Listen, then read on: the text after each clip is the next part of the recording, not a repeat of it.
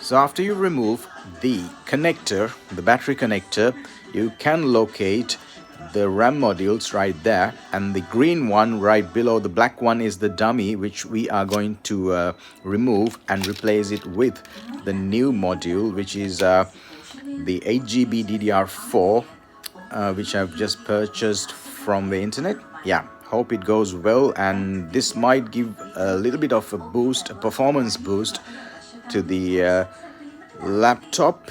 Hopefully, let's suck it and see.